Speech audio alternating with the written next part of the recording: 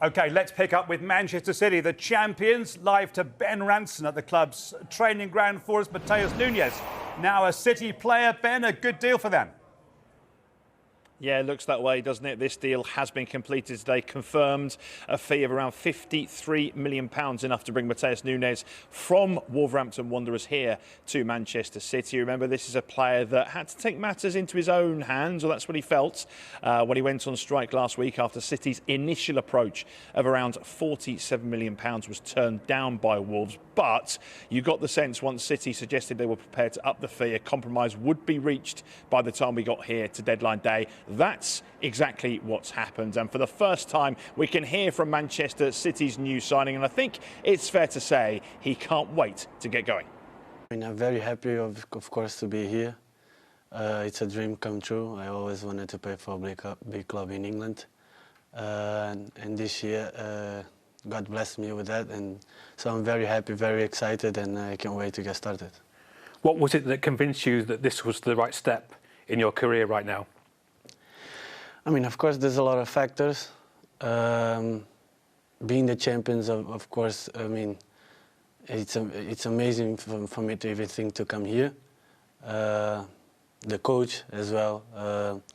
I mean, it's a huge club. It has a lot of, the best you can get, the best opportunities. Himself is really excited in what Matheus Nunes can bring to Manchester City.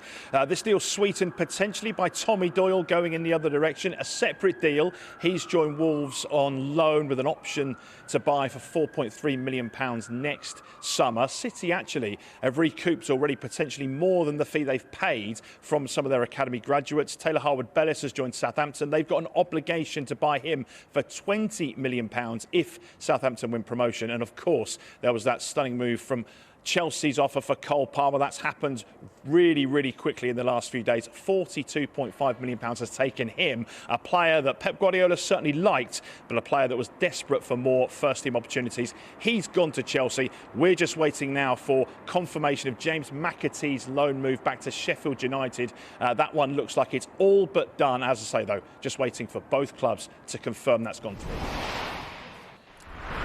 So Matheus Nunes then a done deal. We know Pep has admired him for quite some time, said just 18 months ago he was one of the best players in the world. Flex, how happy will he be that he's finally got him? He's his. He said that after they just won 5-0. So if they would have lost, I don't think he would have said that. But no, he's a keen admirer of him. And to the question that you asked of how happy will Pep and Manchester City be that they've managed to get him over the line on deadline day, I think very happy. I think every move that Manchester City make has been planned out. They never panic. You know, I don't see this as a panic buy, but they always have a plan and they always execute it to the best of their ability. They're very efficient in the transfer window. And I think he's obviously not Kevin De Bruyne. He isn't Gundogan. He's a different type of midfielder, but he's extremely physical, great at progressing the ball through the lines. I saw it for myself at Old Trafford earlier during the season when he was running rings through Manchester United's whole of a midfield. But he will offer a lot to Manchester City. I think potentially, though, in terms of their starting team, I think it would still be as it is now, with him waiting to come in. Kovacic, obviously, at Chelsea, did pick up a fair share of injuries, so potentially they're looking at that, saying we need reinforcement. Kevin De Bruyne out for a sustained period of time, which has been an issue. They originally went for Lucas Paquetá, but for reasons that we're aware of, that they couldn't get him. So they needed to get somebody, and I think this fits the bill. I think Wolves will be happy with the fee. It's fantastic for them, and Pep Guardiola will definitely be happy with the player. And looking at the business City have done this window, Dan, do you think their squad is stronger or weaker than it was last season? I think it could be bad news for the Premier League as the season goes on. You know, I think they might be stronger. If my arithmetic's correct, they've had a net spend of 84.1 million this summer. Gundogan, Mahrez, Laporte and Palmer have moved out, with Kovacic, Doku, Gvardiol and Nunes coming in. So in terms of squad depth and squad size, they're exactly the same.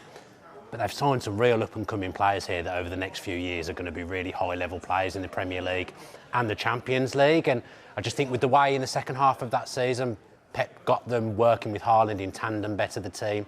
He made that defence so solid.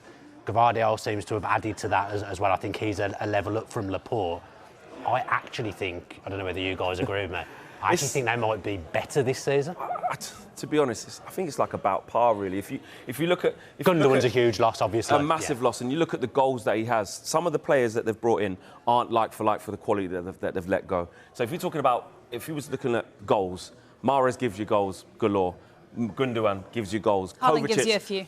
Exactly. Kovacic, not so much, but he's fantastic on the ball, fantastic at facilitating play and progressing the ball. Not a problem there. If we're looking at Doku, he is direct. They haven't had anything like that probably since Raheem Sterling, probably since Leroy Sané. So that's almost like a throwback Pep, going back to, you know, attacking wingers. And if he just shapes him, gets him to understand his principles a little bit better, then Doku's going to be a massive threat. Matheus Nunes, a different type as well. So, and letting Cole Palmer go. So they're no weaker, put it that way. It's always got under the radar squad refresh, Dave. But the story around Man City is always that they start the season slow, but they haven't really done that this season. And you feel like these new players will take time to get used to the way that Pep Guardiola wants them to play, and they'll be stronger towards the end of the season. So, yeah, bad news for the rest of the Premier League. As you were, basically. They're still the ones to catch. They're still the best team in the league, the world. They're the treble winners. And I don't think that these signings that they've made, people can look at them and say, don't think they're going to be quite the same. At the top of the Premier League, 1 3 out of 3. There you go. You love City, don't you? I do not.